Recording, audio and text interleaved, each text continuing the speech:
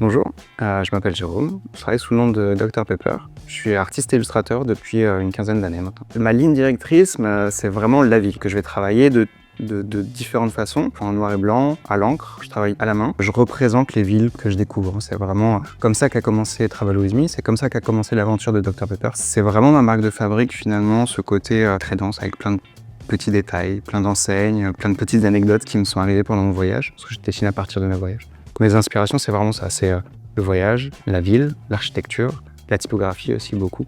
Et donc mon travail tourne autour de ça. Et aujourd'hui, ce style graphique-là, je le fais évoluer avec mon travail personnel et puis aussi en collaboration pour des commandes comme avec les Galeries Lafayette par exemple, ou avec des entreprises, des marques. Ce travail illustratif, en fait, me demande beaucoup de recherche, de composition, de croquis, de détails, etc. Donc c'est des choses qui me prennent vraiment beaucoup de temps avant d'en être satisfait et avant la réalisation. Depuis un certain temps, j'avais envie d'une sorte de besoin de quelque chose de plus spontané. Donc j'ai développé quelque chose en parallèle, un style plus coloré, plus graphique, un peu plus abstrait, toujours autour de la ville, mais j'avais une sorte de besoin de couleur. C'est très différent finalement et j'aime bien travailler sur plein de supports différents. C'est ça qui est assez excitant dans cette aventure artistique, c'est à la fois travailler sur une feuille, sur une toile qui reste suffisamment classique, mais aussi travailler sur des murs, donc en extérieur. Ce que j'aime beaucoup dans le street art par exemple, c'est le détournement de choses existantes. C'est des choses que j'ai pu faire avec le voyage à Nantes en 2016 où j'avais fait quelque chose en extérieur avec des petits transfos qui est un petit peu partout dans la rue. Je m'étais amusé en fait à les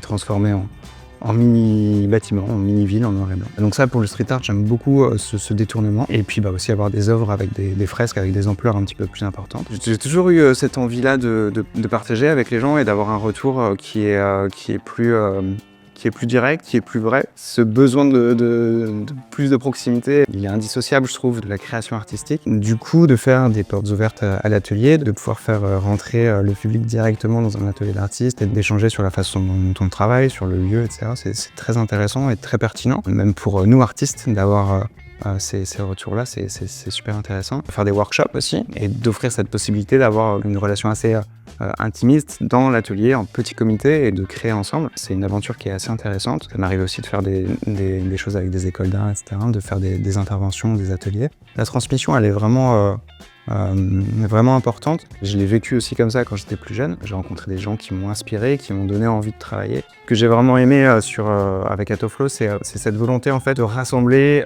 les artistes et les spectateurs, de faciliter l'accès à l'art.